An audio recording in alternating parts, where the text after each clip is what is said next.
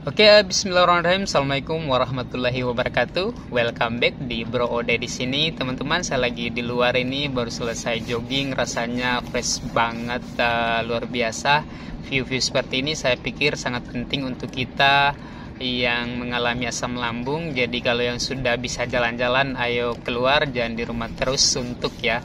Matahari pagi, suasana sekitar yang fresh seperti ini bisa membangkitkan pemikiran dan juga energi positif kita.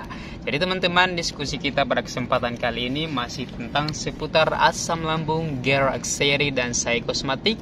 Spesially kita akan membahas tentang kecemasan, takut mati dan juga terkena penyakit yang berbahaya.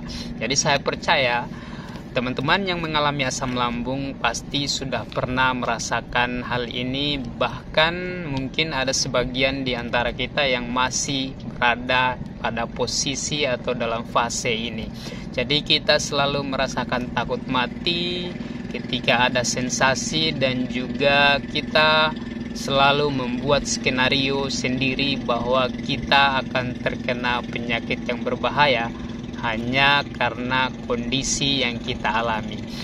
Dan kita akan mencoba men-share solusi sesuai dengan apa yang saya lakukan, sesuai dengan pengalaman yang saya sudah lakukan, dan alhamdulillah saya sudah bisa beraktivitas dengan leluasa sama seperti ketika saya belum mengalami asam lambung. Jadi teman-teman, berdasarkan pengalaman saya dan juga saya bertanya kepada beberapa teman atau di sosial media juga, di YouTube juga banyak yang komen menyimpulkan beberapa kondisi yang menyebabkan mereka mendapatkan atau mengalami sensasi pemikiran, rasa was-was, panik, akan takut mati dan juga penyakit yang berbahaya. Jadi ada setidaknya 3 yang saya simpulkan garis besar daripada itu semua. Jadi yang pertama, kita selalu menggunakan metode cocoklogi atau selalu menghubung-hubungkan sesuatu kondisi dengan kita sendiri. Padahal kita perlu menanamkan dalam pemikiran kita bahwa semua orang itu berbeda.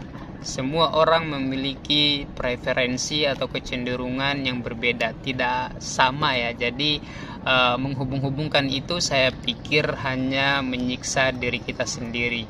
Kemudian yang kedua, ada trauma masa lalu. Jadi di masa-masa sebelumnya ketika kita mengalami asam lambung, kita pernah merasakan sesak, kita pernah merasakan panik yang luar biasa sampai kita dilarikan di UGD, sampai kita cemas yang berlebihan. Hal inilah yang membuat kita kembali takut, jangan sampai itu terjadi lagi, jangan sampai itu terjadi lagi. Kemudian yang ketiga, ini yang paling penting saya pikir, bahwa kita selalu ingin mengatur kondisi. Kita ingin sesuatu kondisi itu berdasarkan kemauan kita. Padahal teman-teman, kita tidak bisa mengatur, kita tidak bisa mengendalikan keadaan. Jadi untuk hal ini sarannya kita harus mempertebal rasa sabar saja ya. Kita belajar ikhlas menerima kondisi ini, dan itu akan membuat kita berpikir lebih logis. Kita akan diarahkan kepada keikhlasan untuk menerima kondisi yang sedang kita alami sekarang. Jadi itu 3 kesimpulan tentang kondisi yang bisa menyebabkan kita panik, dan teman-teman juga harus tahu bahwa 3 kondisi ini ada triggernya ya, ada pemicu utamanya, ada yang menstimulasi, ada yang merangsang untuk timbulnya 3 kondisi ini. Yang pertama biasanya karena ada gejala fisik atau sensasi fisik. Biasanya kita pengidap asam lambung itu merasakan sakit kepala, baik sakit kepala seperti ditusuk-tusuk jarum atau kesetrum listrik atau seperti apalah, banyak sensasi-sensasi sakit kepala. Dan ini kita akan diarahkan kepada pemikiran bahwa kita terkena penyakit yang berbahaya, kanker otak lah. Kemudian yang sering juga adalah nyeri dada kiri. kita akan berpikir bahwa kita sudah terkena penyakit jantung. Jadi sensasi fisik merupakan trigger yang banyak dialami oleh kita semua dalam timbulnya rasa panik ini. Kemudian kadang juga kita mengalami sensasi panik atau takut mati ini ketika kita salah ucap.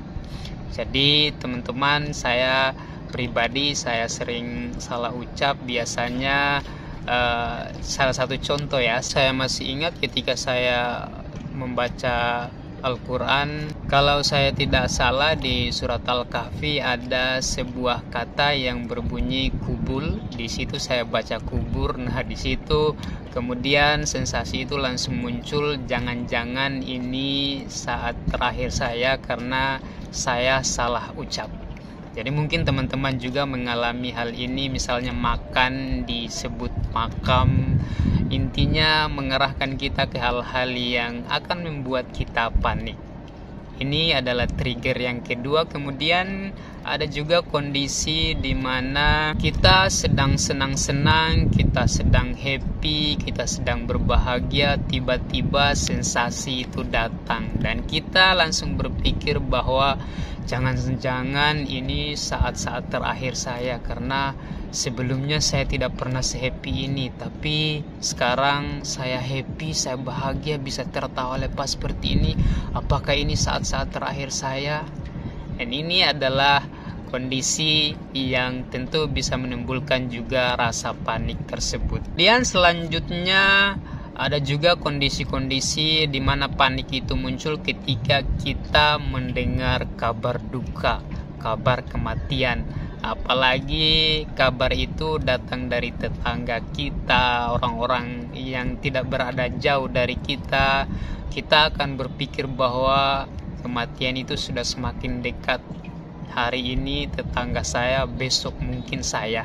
Apalagi orang yang meninggal itu kemarin kita masih ketemu, dia masih dalam keadaan sehat, kemudian masih bercanda atau masih beraktivitas, atau kemudian juga usianya tidak terpaut jauh dengan kita, tiba-tiba hari ini sudah meninggal, dan kita langsung menggunakan metode cocoklogi yang saya sudah katakan tadi. Kita akan menghubung-hubungkan dengan diri kita, padahal apa yang dia alami belum tentu sama dengan kita, karena ajal ada di tangan Tuhan. Jadi itu pemikiran yang harus kita tanamkan.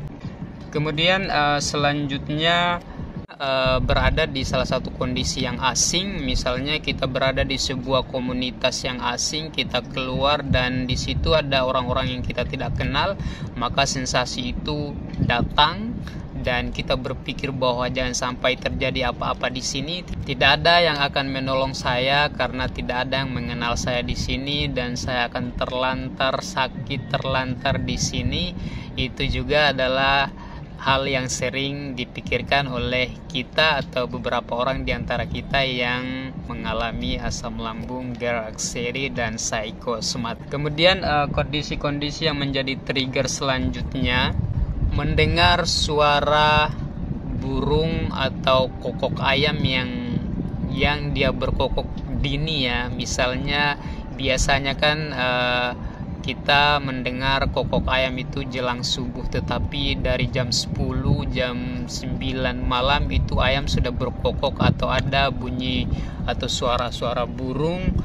Nah, ini kita akan langsung berpikir bahwa jangan sampai ini pertanda kematian, jangan sampai ini pertanda bahaya, karena biasanya suara burung itu adalah menandakan sesuatu keadaan yang tidak baik, atau biasanya ayam itu adalah binatang yang bisa melihat hal-hal yang gaib. Jangan sampai ini, pokoknya intinya kita diarahkan kepada kematian. Ini juga merupakan trigger atau perangsang tiga hal yang saya jelaskan di awal tadi. Selanjutnya, kita sering bermimpi ketemu atau bertemu dengan orang-orang yang sudah meninggal.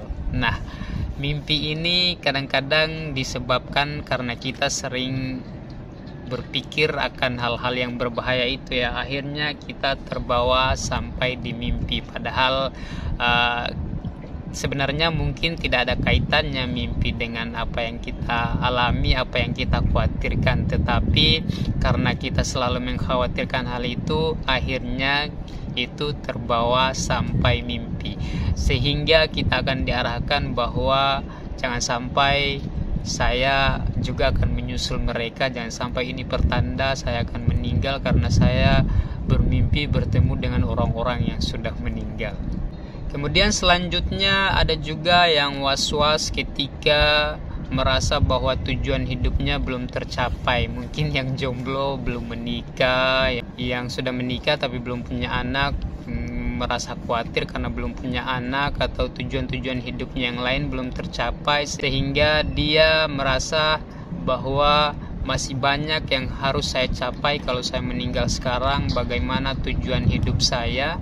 Dan inilah yang saya maksud tadi, kita ingin mengatur keadaan, kita ingin mengendalikan keadaan, padahal itu tidak bisa.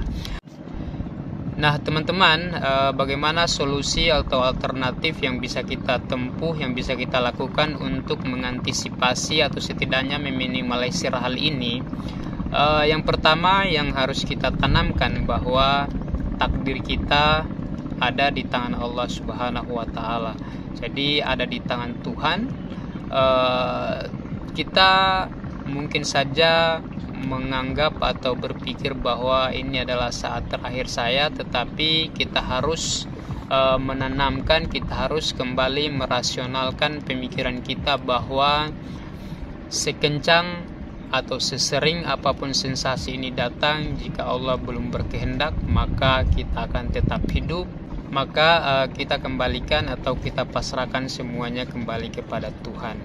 Itu hal yang pertama yang harus kita tanamkan, yang harus kita jadikan tameng untuk merasionalkan pikiran-pikiran jahat kita, pikiran-pikiran negatif kita. Kemudian yang kedua, kita kembali bertanya kepada diri kita, sudah kami asam lambung 1-2 tahun atau 3 tahun, pikiran ini selalu muncul dan sampai sekarang tidak terjadi apa yang kita khawatirkan. Maka simpulkanlah, rasionalkan pikiran kita bahwa ini hanyalah sensasi, karena ini sudah berulang-ulang berapa kali kita selalu mengulangi skenario-skenario ini dan semua yang kita khawatirkan tidak terjadi. Dan kesimpulannya adalah kita diprank oleh pemikiran kita sendiri. Maka ketika sensasi itu datang, bisikanlah bahwa ini hanyalah sensasi, karena semua yang kita khawatirkan sampai sekarang tidak terbukti. Kemudian yang ketiga, rasionalkan semuanya. Yang saya sering katakan di video saya sebelumnya, bahwa langkah awal yang harus kita lakukan adalah konsultasi kepada dokter atau yang memahami tentang penyakit ini ya. Kalau bukan dokter ahli dalam ya psikiater, karena mereka yang lebih paham. Dan insya Allah diagnosa mereka pasti kita dikatakan tidak apa-apa, ini hanya pengaruh asam lambung. Dan inilah yang akan kita jadikan tameng, inilah yang akan kita jadikan benteng untuk diri kita ketika sensasi itu datang, kekhawatiran itu datang. Bisikan-bisikan bahwa jangan sampai ini adalah saat terakhir saya, itu kembali kita rasionalkan bahwa saya sudah memeriksakan diri kepada dokter, dan juga dokter mengatakan bahwa ini bukanlah sesuatu hal yang berbahaya. Saya lebih percaya dokter daripada bisikan-bisikan jahat yang ada di kepala saya. Jadi ada penyeimbang, jangan sampai tidak ada penyeimbang sehingga kita akan larut dalam sensasi tersebut. Jadi ketika sensasi itu datang, ada penyeimbang, ada sesuatu hal yang bisa merasionalkan semua kekhawatiran itu. Dan yang terakhir yang perlu teman-teman semua ingat, bahwa sensasi yang teman-teman rasakan adalah hal yang umum, hal yang general. Hampir semua pengidap asam lambung, geroakseri dan psikosomatik merasakan itu. Jadi jangan merasa sendiri, jangan merasa tidak punya harapan hidup lagi, karena semua merasakan itu dan dominan atau rata-rata dari mereka sembuh juga. Maka tanamkan dalam pikiran kita bahwa kita pasti sembuh juga. Mungkin sekarang kita lagi di step yang parah, tetapi besok atau lusa insya Allah kita kembali baik kondisinya dan juga bisa beraktivitas dengan baik. Oke, sampai di sini video yang bisa saya share pada kesempatan kali ini. Untuk teman-teman yang merasa bahwa video ini bermanfaat, silakan dukung channel ini dengan cara like, comment, dan subscribe, dan juga bagikan kepada teman-teman kita yang membutuhkan informasi seperti ini. Kami akhiri, Assalamualaikum warahmatullahi wabarakatuh. Salam rasional, salam sehat untuk kita semua.